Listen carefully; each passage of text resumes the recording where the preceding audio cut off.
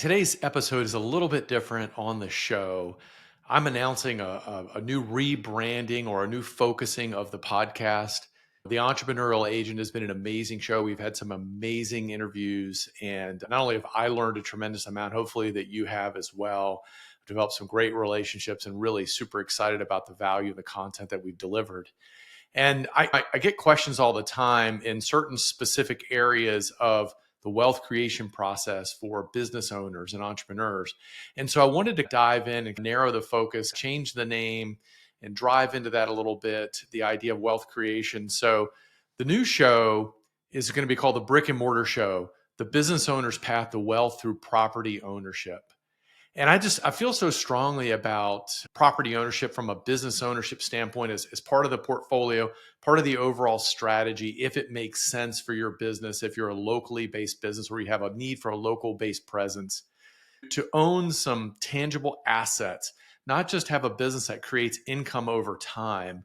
And then you close your doors, or maybe you sell the business and it's gone. There's nothing left. But a physical, tangible asset. I was reminded just the other day, I was driving back from the gym with my wife, and she was telling me about one of her clients, a new client. He shared with her that he had an engineering business for about 30 years in a small town that we now live in the mountains. And his wife actually also had her own small business. And they basically shared office space in this building for, most of that time.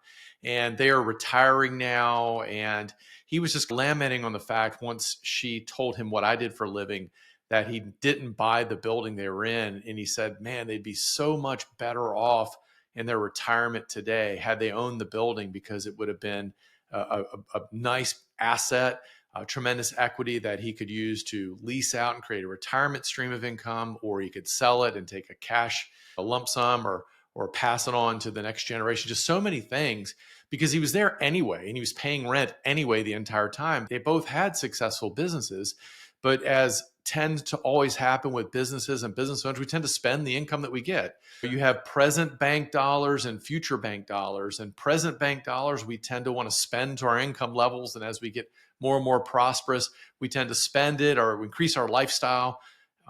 We like to think we don't, but many times we do. But at the end of the day, what's left? And so by buying that physical building, and you're forcing that equity, you're forcing that savings plan, you're creating appreciation tax benefits. So I hear this a lot, and many of my clients experience this, and it's really super fun to help someone who does have a thriving business to see the benefit there of property ownership, beginning with the business that the building that their business operates out of, because they're there anyway. Their business has to live somewhere. Now, obviously, this doesn't count if everything is a virtual business. It's an online business and employees work distributed all over the world. But that's really not who we're talking to. We're talking to businesses that, maybe you're a veterinarian or a dentist or an HVAC company or a plumbing business, or you're a welder. You have a physical presence. I've yet to see a dentist perform dentistry over the internet. I've yet to see an HVAC company fix my heater over the internet. You have to have a physical location and a presence.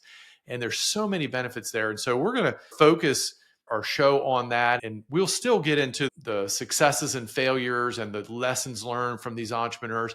But I want to get more into the journey of this path to ownership, the discovery, the hows and whys, the struggles, the victories along the way. And from an entrepreneurial agent standpoint, it fits right in, because really I named that podcast because I really consider myself the agent for the entrepreneur. I've owned a bunch of businesses, and you guys are my tribe. And my gift is to encourage, to uplift, and to want to help you win. And that's what I see my role as. A sports agent like Jerry Maguire, he was the agent. He was helping Tom Cruise's his character to win and to get the best contracts, and to motivate him and to help him in his lowest points and kick him in the rear when he needed it, and to celebrate his victories. That's how I've always seen myself in this role, as the entrepreneurial agent. But I want to simplify the podcast going forward. We're going to focus it on the Brick and Mortar Show.